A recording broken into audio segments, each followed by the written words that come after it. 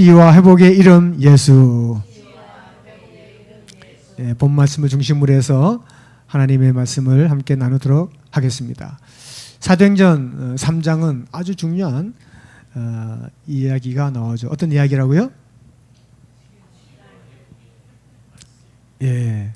그 사건이 무슨 사건이었죠? 안전뱅이를 일으킨 사건.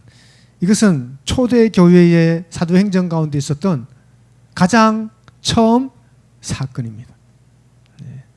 사도행전 1장부터 나오는 28장까지, 사도행전 오늘날 우리가 펼쳐가는 29장까지 계속된 하나님의 기적의 역사 가운데 처음 역사가 뭐라고요? 안전뱅이 일으킨 사건. 예수님이 복음서에서 처음 보여주신 기적의 사건은 뭘까요? 저는 틀릴 줄 알고 요한복음 2장에 나오는 어떤 사건이에요? 물이 포도주로 바뀌는 사건. 이 사건의 처음 기사의 핵심이 뭐냐? 핵심이 뭘까요? 한 단어로 이야기하면 오늘 부를 찬양의 핵심하고 똑같습니다. 치유와 회복의 이름 누구예요? 예수. 핵심은 예수예요. 그런데 우리는 이 기적의 사건을 보면, 치유의 현장, 안전뱅이가 일으킨 사건을 보면서 누구를 주목합니까? 안전뱅이를 주목하고, 안전뱅이를 보다가 그 다음 또 누구를 주목할까요? 베드로를 주목하겠죠. 그 뒤에 있는 그 이름은 잊어버리기 쉽습니다. 오늘 신앙생활 하면서 우리가 예수를 믿으면서도 은혜로울 때, 또 실망할 때, 뭐 여러 가지 가운데 왜 실망하고 낙심하느냐? 누구를 바라보지 못하기 때문이에요. 예수를 바라보지 못하고 사람을 바라보기 때문에. 그 교회 갔는데 뭐 어떻게 이런저런 이야기를 하면서 결국은 구원의 주, 치유와 회복의 이름 누구를? 예수를 잊어버리고 망각하기 때문이라는 것입니다. 그래서 오늘 이야기를 통해서 안전뱅이가 치유되고 성전에 올라가고 하나님 앞에 찬양을 드리고 이 모든 일들을 보면서 핵심이 뭐냐? 그 가운데 일어난 치유와 회복의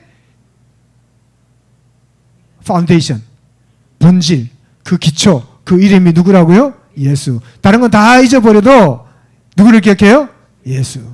예수만 기억하게 되기를 바랍니다. 오늘 우리의 삶에도 날마다 주의 구원이 필요해요. 어제만 아니라 오늘도 구원이 필요해요. 내일도 구원이 필요해요. 우리만 필요한 게 아니라 우리 자녀도 구원이 필요해요. 하나님의 구원은 날마다 우리에게 필요합니다. 어떤 문제 앞에서, 위기 앞에서, 내 마음의 두려움 앞에서 하나님의 구원이 필요해요. 치유와 회복의 표현이 구원이에요. 우리 삶에도 오늘도 문제가 있고 어려움도 있고 마음에 답답함이 있고 이 모든 것을 치유해 주시는 그 주님. 내 안에서 뭔가 꼬인 것 같고 실타래같이 꼬인 것 같고 문제가 있는 거예요. 어떤 분들은 이렇게 스마트폰이 막 갑자기 멈췄다고 막 이렇게 오고, 스마트폰은 좋은 건데 이게 한 1,000불, 1,500불 되는 건데, 작동하는 실력은 10불짜리밖에 안 돼요. 아이폰 15가 아니라 아이폰 5만 있어도 감당이 안 되는 15를 가지고 있으면서 이 좋은 아이폰을 작동하는 방법을 몰라요. 중간에 막 이것저것 뭐 유튜버도 보고 이것도 보고 막 엉켜가지고 그럴 때는 어떻게 하면 좋을까요? 목사님 이거 어떻게 돼요? 뭐 작동이 안 돼요. 버려. 역시 부자는 달라요. 사모님 웬만하면 저한테 버려주세요. 잘 작동이 안 될 때 비결 하나 알려줘 드릴게요. 어떻게 하면 될까요? 재부팅. 뭐 이렇게 하나씩 맞추면 이렇게 상품이라도 드리면 좋은데, 자기 돈으로 맛있는 거 사 먹으세요. 재부팅하면 제일 좋아요. 왜냐면 그 안에 많이 엉켜있기 때문에. 우리의 삶에 엉켜있는 갖가지 문제들, 이런 문제 저런 문제 다 리부트하면 됩니다. 어떻게 하느냐? 따라합시다. 온전한 치유는 누구로부터 재부팅 될까요? 예수 이름으로. 고장난 온전한 치유는 예수 이름으로 재부팅된 삶입니다. 그 다음 고장난 시스템이 아닌 새 OS, 이건 오퍼레이팅 시스템인데요. 새로운 OS로 작동되기 시작하는 은혜의 시작입니다. 이 안전뱅이의 삶에 꼬여있고 해결되지 못한 여러 가지 문제와 비난과 자기 삶을 저주할 정도의 그 모든 인생의 모든 문제가 그 근원이 예수 그리스도의 이름으로 재부팅되니까 오늘 말씀 보면 그 이름을 믿음으로 구원을 받은 거예요, 여러분. 예. 아무리 예수 그리스도의 이름과 권능과 내게 있는 것으로 내게 주노니 은과 금은 없거니 아무리 외쳐도 그 사람에게 예수 그리스도의 그 이름을 붙잡는 믿음이 없다면 리부팅이 안 되는 거예요. 그 이름이 내 안에서 내 삶을 질서 정연하게 다시 부팅할 때 나는 예수의 이름으로 새 인생을 살게 될 줄로 믿습니다. 그래서 우리는 이 기사 이후에 그 다음에 해석이 중요한 거예요. 찬양. 그 다음에 사람들이 모여가지고 솔로몬 행각 가가지고 오늘 말씀 보면 첫 번째 예수의 이름은 이 놀라움의 문제를 해석하게 해준다는 것입니다.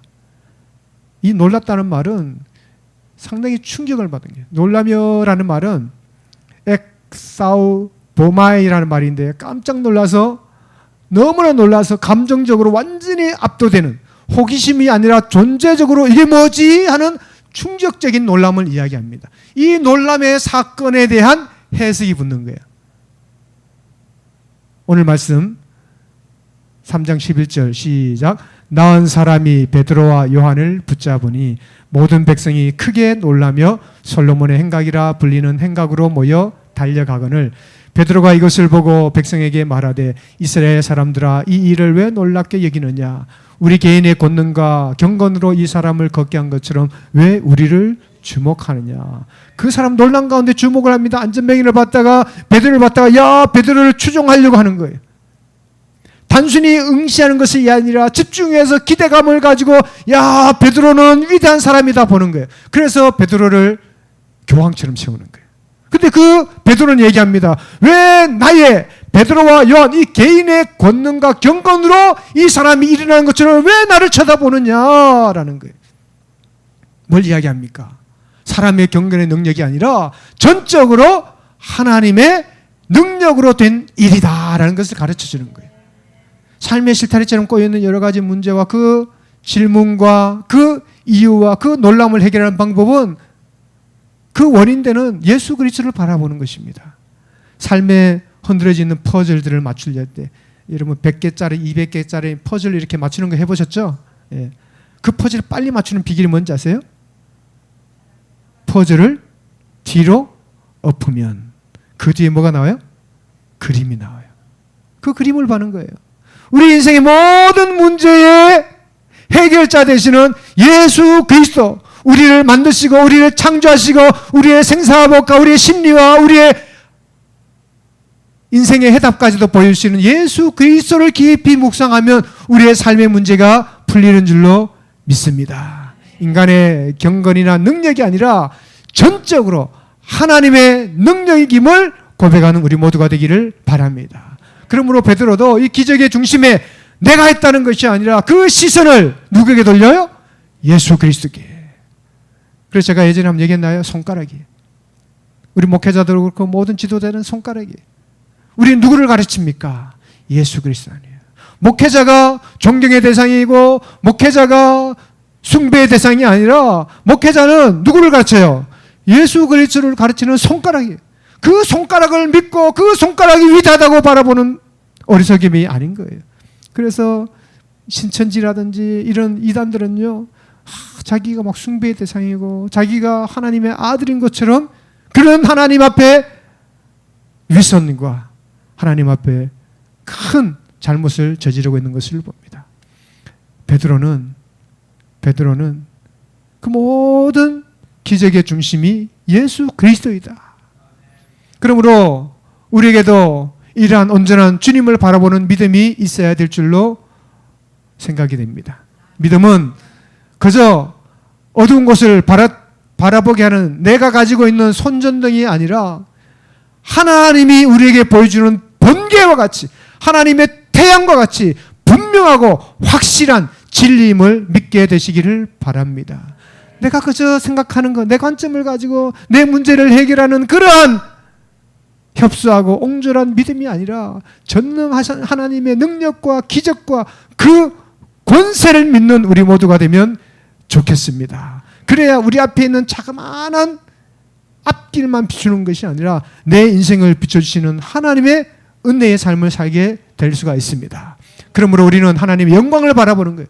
내 눈 주의 영광을 보내. 주일마다 찬양할 때 정말 우리의 영의 눈을 들어서 내 눈 주의 영광을 보내. 주의 영광 이곳에 가득해. 우린 손에 주님과 함께. 주님의 영광을 매 주일마다 경험하게 되기를 바랍니다. 하나님의 영광은 우리의 무능함 속에서, 그 무능하다는 고백 속에서 빛이 나는 거예요. 베드로가 만약 그래 내가 이 일을 행했어, 나를 따르라고 이야기했으면 그걸로 끝났을 거예요. 그러나 자신의 겸손함과 자신의 무능함을 알고 이 일을 이루게 하신 것은 예수 그리스도 하나님의 능력이다라고 선포할 때 베드로를 통하여서, 그 이후의 제자들을 통하여서, 사도 바울을 통하여 하나님의 성령의 역사는 끊임없이 지속되는 것을 깨닫게 되기를 바랍니다. 어거스틴은 이렇게 얘기하겠습니다. 하나님을 자랑하는 자는 자신을 지우는 법을 배우는 사람이다. 하나님을 자랑하려면 자기를 지워야 돼요. 내 과거, 내 자랑, 내 경험을 다 지워버리고 이 시간 내 삶의 과거 행적 가운데 보여주셨던 하나님의 임재와 영광만을 고백하는 우리 모두가 되면 좋겠습니다. 그러므로 우리는 주님, 사람의 시선을 바라보고 사람을 쳐다보는 것이 아니라 오직 주의 영광을 바라보게 도와 주옵소서. 우리 모두가 주님의 은혜 앞에 서게 도와주옵소서. 기도하게 되기를 바랍니다. 두 번째, 예수의 이름은 회개와 생명을 요청하신다라는 사실입니다. 13절 말씀을 같이 읽겠습니다. 너희가 뒤에 두 번째 대지입니다. 자, 두 번째, 너희가 시작. 너희가 생명의 주를 죽였으나 하나님이 죽은 자 가운데서 그를 살리셨으니 우리는 이 일의 증인이라. 그러므로 너희가 회개하고 돌이켜 너희 죄 없이 함을 받으라. 아멘. 이 혼란 가운데 있는 사람들을 솔로몬 행각에서 모여서 도대체 어떻게 일이 일어났는지에 대해서 궁금해하고 질문하는 그들에게 너희가 죽인 예수 그리스도, 그분은 생명의 주요 다시 살아나서 오직 예수 그리스도의 이름을 믿는 자들에게는 회개와 더불어 죄 사함의 은총을 주신다. 이것을 이야기하는 것입니다. 예수 이름의 핵심은 뭐냐? 우리의 죄를 사해 주시는 죄 사함의 은총의 이름이다라는 사실입니다.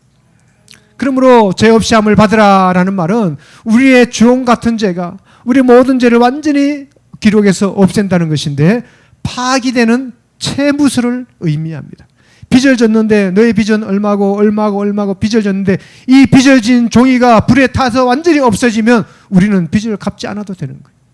우리 모든 죄를 탕감하고 소멸하신 주님의 은혜를 우리가 힘입었다는 사실을 깨닫게 되기를 바랍니다. 이사야 1장 18절에 너희 죄가 진홍 같을지라도 눈과 같이 희어질 것이요. 주님의 이름으로 나아갈 때 주의 이름 속에서는 날마다 우리의 죄를 다 맑게 씻기시는 주의 은혜를 경험하는 거예요. 이 베드로가 그 많은 사람들 앞에서 너희의 죄 때문이고 너희가 잘못을 지었고 너희가 예수 그리스도를 십자가에 못 박았다 이것으로 끝났으면 그 이후에 구원이 일어나지 않았을 거예요.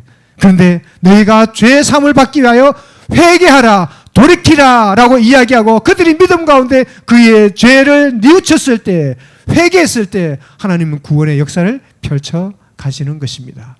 회개는 마음의 항로를 수정하는 것입니다. 목적지를 향하여, 천국을 향하여 갈 때에 잘못된 지옥의 길, 세상의 길을 가다가 그 방향, 조타를 하나님 앞으로 돌려서 우리가 천국으로, 구원의 길로 갈 수 있는 생명의 반응입니다. 살려면은 회개해야 되는 거예요. 살려면은 뉘우쳐야 돼요. 살려면은 방향을 예수 그리스도 앞으로 돌려야 되는 것입니다. 날마다 우리의 삶이 사단에게 지배받지 아니하고 악한 길로 가지 아니하고 죄 사함과 구원의 길, 예수의 이름을 향하는 우리 모두가 되기를 바랍니다. 존 스타터, 위대한 영국의 신앙의 영웅은 이렇게 이야기했습니다. 복음은 죄인을 노엽게 하지만 동시에 구원으로 초대한다. 다시 복음은 시작. 복음은 죄인을 노엽게 하지만 동시에 구원으로 초대한다. 우리는 노여워야 됩니다. 내 죄를 발견하고 생명의 말씀 앞에서 분노하고 말씀을 들을 때 우리 안에서 반감을 가지는 것이 아니라 그 생명의 말씀 앞에 자기의 죄를 뉘우쳐야 되는 거예요. 그리고 죄 사함의 은혜를 받아야 되는 거예요. 그때 우리는 구원으로 초대함을 받는다라는 것입니다. 주님, 내 안에 있는 어두움을 깨닫게 하시고 돌이키는 회개의 마음을 부어 주옵소서. 생명의 주 예수님 앞에 시선을 돌려서 우리의 죄를 날마다 고백하는 우리 모두가 되기를 바랍니다. 마지막으로 이 예수의 이름은 결국 우리에게 구원의 언약을 완성시키신다라고 합니다. 모든 선지자가, 다 같이 9절입니다. 시작. 모든 선지자가 말한 바와 같이 이 날들을 가리켜 말하였느니라. 하나님이 그의 종을 세우사 너희에게 먼저 보내사 너희로 하여금 돌이키게 하사 복을 받게 하셨느니라. 아멘. 하나님이 세우신 그 종, 바로 예수 그리스도예요. 선지자 모세를 통해서 구원해 주시겠다고 하신 그 선지자. 예수 그리스도는 언약 가운데, 수많은 선지자들 가운데 하나님이 약속하신 구원의 주 메시아입니다. 그런데 오늘날 여러분 이스라엘 가보면요, 이스라엘 사람들은 이 예수 그리스도를 인정하지 않아요.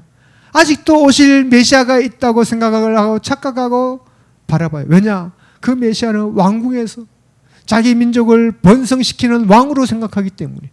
그러나 예수 그리스도는 말씀 가운데서 말구유에서 낮은 자의 모습으로 미천한 자를 찾아오시는 그 주님인 것을 그들이 깨닫지 못하는 거예요. 하나님 아버지의 마음을 깨닫지 못하고 교만하여져서 세상을 지배할 그러한 세상적인 욕망으로 가득하기 때문에 그 진리의 말씀을 외면하는 것입니다. 그러나 우리는 우리를 구원하실 예수 그리스도가 생명의 주요, 모세와 선지자들이 예언했던 예수 그리스도가 우리의 주님이신 것을 고백하는 우리 모두인 줄로 믿습니다. 누가복음 1장 72절 이하에 우리 조상들에게 긍휼을 베푸시며 그의 거룩한 언약을 기억하여 주셨으니, 언약 가운데서 우리를 긍휼해 계신 그 주님이에요. 여러분, 이것이 구약과 신약에 관통하는 핵심입니다. 그 키워드가 커버넌트, 언약이에요. 그 언약은 공중에 떠다니는 언어와 공기가 아니라 생명의 말씀 가운데 기록되어 있는 살아있는 말씀입니다. 그래서 우리가 구약과 신약을 할 때 Old Testament, New Testament, 오래된 약속, 새로운 약속, 그 약속에 관통하는 주제와 핵심이 누구예요? 예수 그리스도예요. 그러면 그 말씀 가운데 구원의 주 예수 그리스도를 우리가 날마다 깨닫는 것입니다. 우리가 기도회 할 때 이제 오늘 예수 오직 예수님 분 이 찬양할 텐데, 여러분 이 찬양은요 제가 막 수천 번 수만 번 부른 거예요. 다른 이름이 아니에요. 다른 이름으로는 구원을 받을 수 없는 천하인간의 구원도 받을 만한 단 하나의 이름, 누구예요? 예수예요. 예수.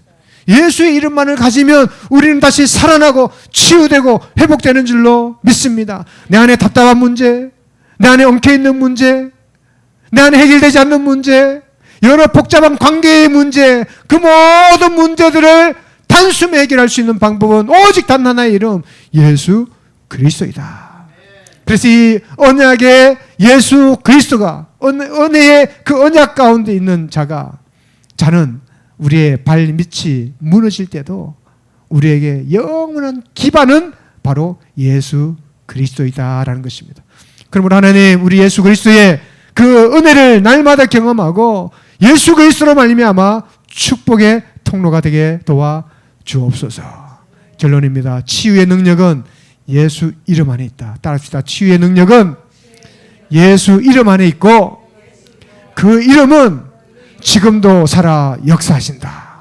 우리 교회 가운데 주 예수의 이름만 살아 역사하게 되기를 바랍니다.